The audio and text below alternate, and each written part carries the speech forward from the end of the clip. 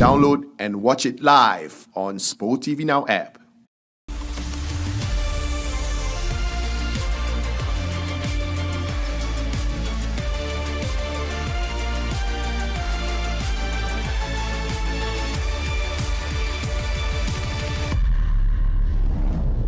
The Davide Tardozzi and company are in no position to explain what's happened then. I don't know what chance we've got. It's so unusual and so bizarre to see a rider go from one extreme to the other over the course of just 7. Slim hopes at the time of winning the World Championship. Here's your grid then. Marco Bezzecchi, Fermin Aldeguer and Ralph Hernandez starting together on the front row of the grid. Aldeguer keeping up Ducati's proud front row record, which stretches back to 2020.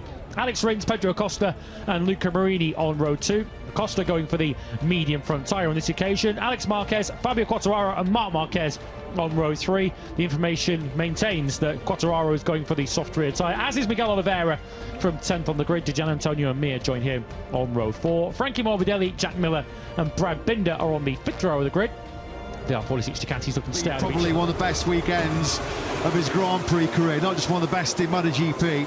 He comes into this 27-lap Pertamina Grand Prix of Indonesia as a huge red-hot favourite in red-hot conditions, track temperature close to 60 degrees. Still to fight for then in our final 5 Grand Prix of 2025. Second place still up for grabs. 72 points between Alex Marquez and Pecco Bagnaia. Just 20 points between Bezzecchi and Bagnaia in the hunt for 3rd. Lights out, and we're racing here in Mandalika. Underway we go. The Marco Bezzecchi's gained from pole position. Another shocking start. He's going backwards once again. Marquez gets aggressive on the inside of both Quartararo and Bezzecchi. Bezzecchi's going to go 6th or 7th as they steam towards turn 2. But it's Pedro Acosta that leads from Luca Marini in 2nd. Tell you what, it was very touch and go as to whether Pedro Acosta jumped the start. It was very close indeed. He has the lead. We'll have to keep a very close eye on our timing screens to see if that start was legitimate. Well, yeah, we'll keep a very, very close eye. That will come up immediately on our timing screens in the commentary box. Acosta it is, though, that leads. Marini's been superb once again for the line. He was 6th to 2nd. The start of the sprint. Yes, that is it. It's Bezzecchi. It's Marc Marquez and Marco Bezzecchi. That's a massive, massive crash early on here. The new world champions Mandalika curse continues. And Marco Bezzecchi, the massive pre-race favourite from pole position and the sprint victory, is out early on in this Grand Prix. And Marc looks hurt too. That was Marco Bezzecchi going for too much, too early after another disastrous start. The pre-race favourite and the new world champion both out on that one. He is cursed, he is jinxed here, isn't he, in Mandalika. Marc Marquez, you could hear the massive groans from the crowd as both Bezzecchi and Marc tumbled out of contention on what has been a dramatic first lap here in Mandalika. A first lap which will end with Pedro Acosta as the leader. That incident will be reviewed after the Grand Prix. We'll await the replays, but it's going to be Acosta from Marini, from Aldeguer. Marc Marquez has still not been able to get to his feet here. This has been a real cage rattler for the new world champion. Yeah, Bez is up behind Marc Marquez. So difficult to pass into turn 7, straight into the back of Marc Marquez, and he clips his left foot as well on the way through. Bezzecchi, I'm afraid, can look at no one but himself for that one.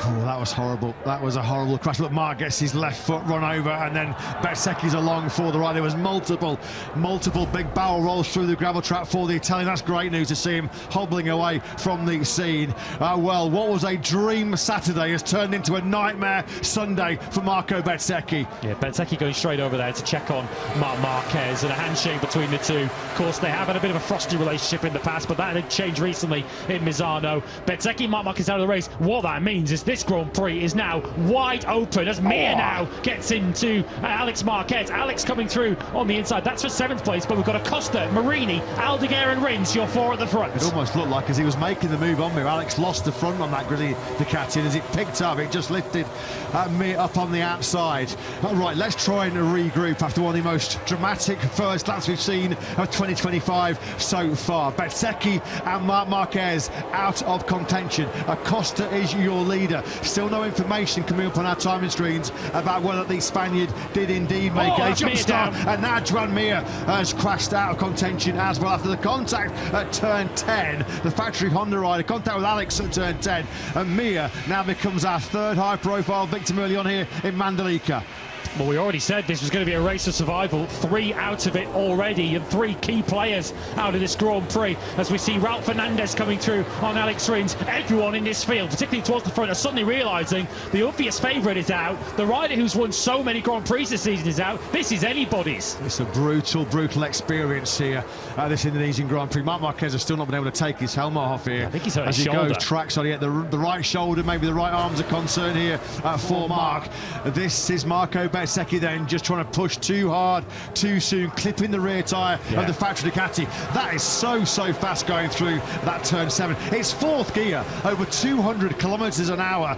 Marco Bezzecchi then realises, Bezzecchi just realises there, oh no, this is going to be a big moment with him and Marc. Marc got his arm, well, the right arm clearly is an issue, and it's another very lonely tour at the back of this race, just as he did in yesterday's sprint. We're on board then with Aldeguer. Through the final corner we go, turn 17. This is going to be the completion of lap 5 of 27. So an awful long way to go in this Grand Prix. It's back-to-back fast laps for Aldeguer. This time around he's improved to a 1:31.288, but once again on that soft rear tyre, getting that hooked up beautifully right now is Oliveira. A 1:31.261. The Portuguese rider once again fastest on track. Yeah, the factory Yamahas are getting detached a little bit though from this top 4. Certainly Rins is. Rins did a 31.9 of course with that mistake into turn 1. Quattararo at the moment cannot get past his teammate. They're now 1.5 seconds back from Ralph Fernandez, who's at the tail of this 4-rider train at the front. So Oliveira then down to those low 1:31s. Aldeguer looking very strong. We know how good he is at nursing tyres in tricky conditions, low grip conditions, as Ralph Fernandez sends it on the inside of Luca Marini. That's not going to work out, just in too hot on the brakes into turn 10. Aldeguer showing Acosta his front wheel going through 11. Marc Marquez, when he was on the podium with Aldeguer, what an unforgettable weekend this has been for the factory Ducati team. This collision early on, Marco Bezzecchi charging into the back of Marc Marquez's factory Ducati, putting the 93 and world champion immediately out of contention. Oh, Marc was lucky that there's no serious damage, hopefully, to that left foot. It looks like the main concern's a right shoulder injury. And with Marc out early, yeah, look, he's already sort of feeling that upper right arm. Of course, it was the right humerus bone, wasn't it, causing so much grief. Here is Aldeguer then in the top left-hand corner of your picture, taking the lead of this Grand Prix for the first time. He's got the job done up at turn 10. Acosta now, what has he got in terms of retaliation on the factory KTM? 54 then, now it leads 37, and Fermin Aldeguer knows that with his likeliest challenger, Marco Bezzecchi, now out of this Grand Prix, is the path clear? Well, it's far from clear at the moment with Acosta right behind him, but Fermin Aldeguer now leading this Grand Prix, and the rider that chased him down yesterday is nowhere to be found. Yeah, you have to imagine that incident will be reviewed after the race. A potential penalty coming their way for Bezzecchi next time out of Phillip Island. This was the move. Then he set it all up, getting the drive coming through turn 9. There's nothing that Acosta can do about this. He'd have heard that Ducati coming on the inside. Aldeguer taking the track initiative, although here comes Acosta. We know the KTM's the fastest Grand Prix motorcycle in history, with a bit of slipstream into turn 1. Yeah, you have to imagine that incident will be reviewed after the race. A potential penalty coming their way for Bezzecchi next time out of Phillip Island. This was the move that he Aldeguer taking the track initiative, although here comes Acosta. We know the KTM's the fastest Grand Prix motorcycle in history, with a bit of slipstream into turn 1. Acosta surely is going to go in that little bit hot. Now these two have got previous. These two have history, don't they? Already in 2025 they've locked horns on so many occasions. 30.805. Someone's down. It's Bagnaia Pecco Bagnaia. Well, Pecco Bagnaia was dead last and nowhere in this Grand Prix. A dismal weekend, not just for Bagnaia, but for the factory Ducati team as well. He sort of sarcastically does the sort of gesture towards that factory Ducati, doesn't he? Into the final corner he goes. That front's going to just tuck from underneath him, isn't it? Right about there. He just sort of fell off the side of that factory Ducati, didn't he there, Pecco Bagnaia? I don't think he wants to see that again until Australia, does he? Down and well and truly out. Last and lost is Pecco Bagnaia in both the sprint and the Grand Prix.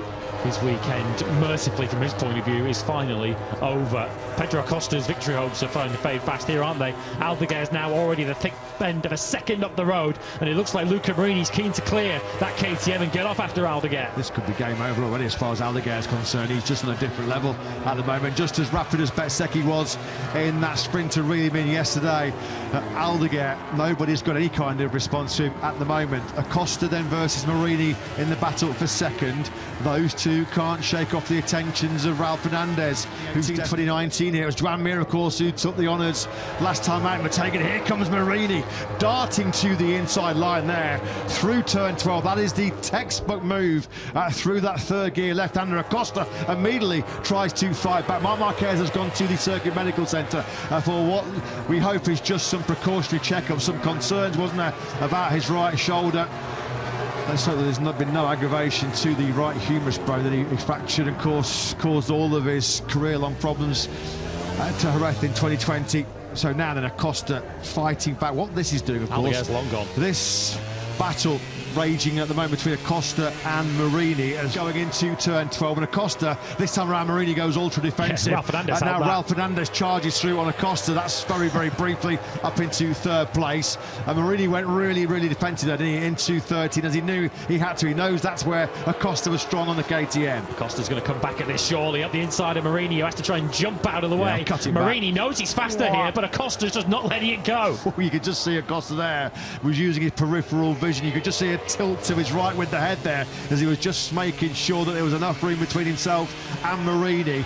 This is a real nail-biting battle, isn't it, for the final two places on the podium. Long gone in head, knees, shoulders, everything as wide as he could possibly make it to keep the likes of Marini, Fernandez, Rins, Alex Marquez, Quartararo, Binder and Miller are all ganged up right behind the Spaniard at the moment. Well, Marini must be thinking, I might have to do what Marc Marquez did to my teammate Joan Mir in Montego in the sprint last weekend, where he just dive-bombed him, blocked past him and sent him off to the edge of the racetrack. The problem that Marini's got, if he tries something like that, is that Ralph Fernandez, Alex Rins, Alex Marquez, Fabio Quartararo and others are all queued up right behind him. So he's in a bit of a rock and a hard place here, Marini. He's got to make the move. He's got to make it clinically and precisely. But of course, if he goes too aggressive, he could lose a place. Rear tyre hangs on here, because of course we have seen Acosta and KTM go through their tyres. Here comes Ralph Fernandez. If Marini's not going to go on the attack, then Ralph Fernandez is more than happy to.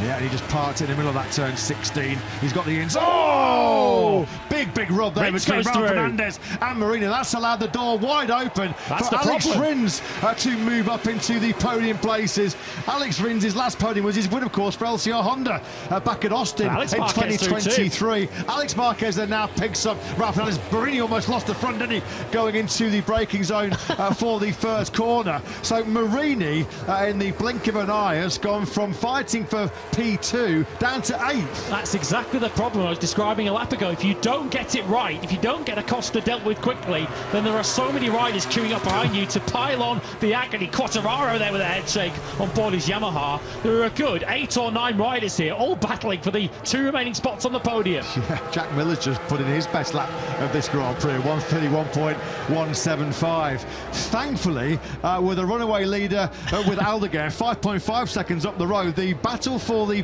podium places behind him, well, it's an absolute thriller. It's the rest of the race, no idea of the incredible entertainment that's playing out behind him. He's just riding his own race, just joining the dots, just hitting all his apexes, hitting all his braking markers. As you said earlier on, this is a test of the Fermin Aldeguer concentration. This is trademarks, signs of the Aldeguer of Moto2 in his pomp. He's been ridiculously good. Although he's going to be under pressure here, because the Yamaha's not a match for the KTM in a straight line, and Pedro Acosta's just going to breeze straight past him. He's up the inside. Can he break as late as Rins, though? Rins really did leave it late on the brakes there, and Acosta has to stay behind. Yeah, that was some aggression on the brakes there by Rins as well. Bearing in mind he's on the soft front compared to Acosta's medium front, so you'd feel having the better endurance, the better durability at this late stage of the Grand Prix would be Acosta's medium front tyre choice. In that lead group, Aldeguer, Rins, Alex Marquez and Ralph Fernandez, they're all on the soft front. Fabio Quartararo on the hard. This is all about now Rins using the agility of the Yamaha through this sector 2 just to try and break away from Acosta. Just make sure that he's not going to allow Acosta any kind of chance to snatch back that second place. In fact, Acosta's maybe got more pressing matters to contend with Alex all over his rear tyre now. Oh, he's wide there through turn 11 as well. That's going to put him on the wrong line into 12, and now Alex Marquez will go to run into turn 13 where he crashed earlier on in the weekend. But Acosta once again so good through this. Rins on the brakes on that factory Yamaha into that first corner. He has been absolutely dynamite on the front end of that M1.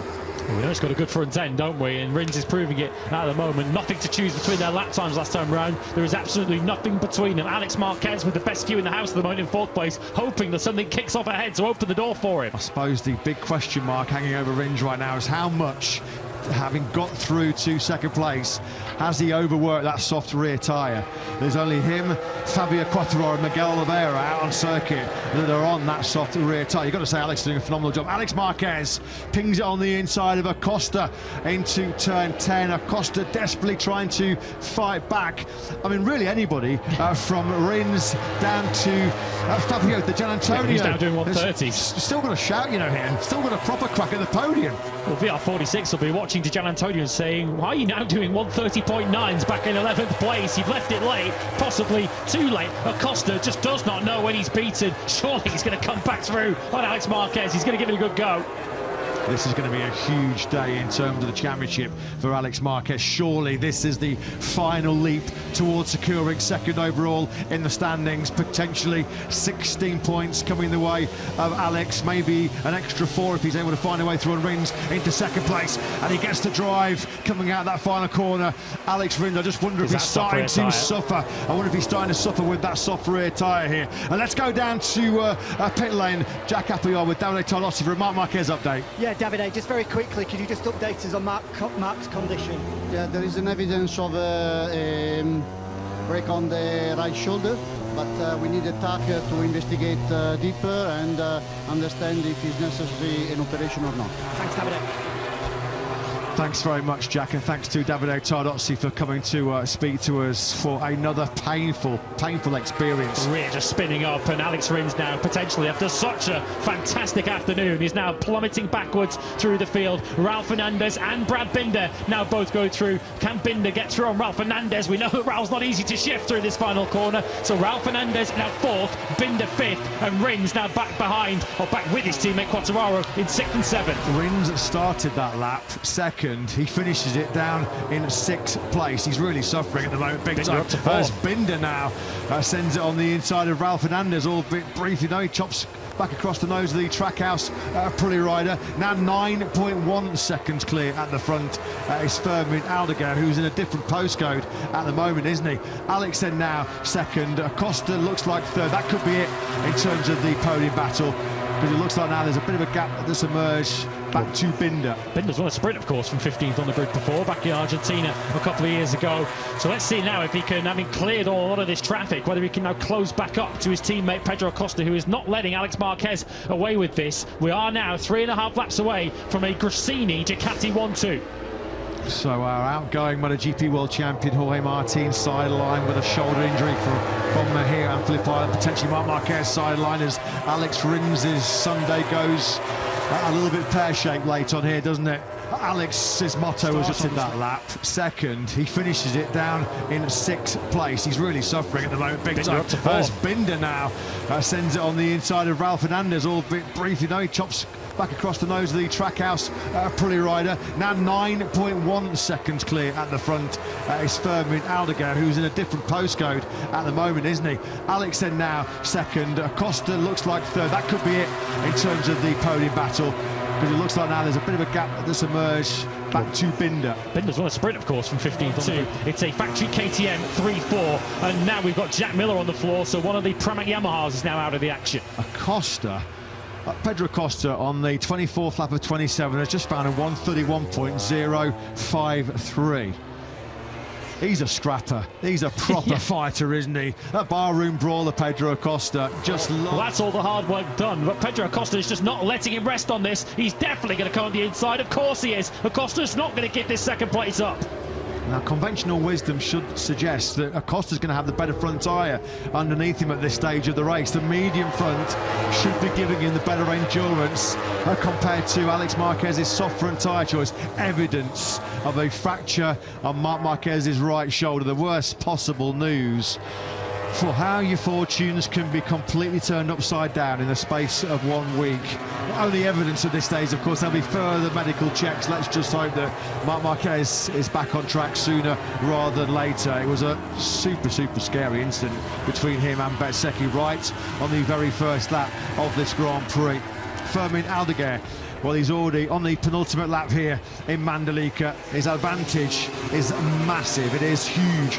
9 seconds clear of Acosta, who looks like he has broken Alex Marquez. As much as Alex Rins took out of his soft rear tyre, Rins has now gone down to 10th place. It looks like Alex Marquez has done the same to his soft front here, doesn't it, late on? So could he yet reverse back towards Brad Binder? Could we still have 2 factory KTMs on the podium? Binder from 15th now up to 4th. Alex Marquez in 3rd place. It will be a welcome podium and 16 points, which would move him 88 clear of Pecco Bagnaia for 2nd in the championship if he hangs on to that. Only twice previously have 2 KTMs featured on the same podium. Styria back in 2020 and most recently Binder and Miller at the Spanish Grand Prix in Jerez a couple of years ago. Might just run out of time here late on, Binder. He's a second behind Alex as we come through the halfway point of this lap 26 of 27. What a moment this is potentially going to be for Fermin Aldeguer, as Marini retaliating late on from the fast-fading Raul Fernandez. Well, Marini's going to be livid at how that battle played out with Raul Fernandez earlier on in the Grand Prix. He'll be thinking that's cost him a podium finish, because he's now siding back through the pack, back towards where he was, when of course he was the rider up behind Acosta. He was almost on the floor though, wasn't he, immediately after the incident, losing the front going into the first corner, which cost him a whole chunk of time as well. But there he is then, now honing in on Binder in 4th. Last lap underway. What a moment in the career, the very young career of Fermin Aldeguer. 4.3 kilometres away from history. We thought he was going to be the youngest rider ever to win a sprint. He certainly looks like he's going to be the first rookie to win a MotoGP race since Jorge Martin 4 years ago in 2021. They can barely watch the screens, can they, inside the Gresini racing garage? Well, no one doubted the talent of Fermin Aldeguer. Of course, he was signed a year out from his MotoGP debut. So many expected him to waltz to the Moto2 title last season. That didn't quite pan out. He has had some rocky moments in his MotoGP rookie season, but this, without question, the highest of highs for Fermin Aldeguer. This is why Gigi Dall'Igna and all of the senior Ducati management wanted to get the prized signature of Aldeguer before it even turned the wheel in anger in last year's Moto2 World Championship. They saw something special.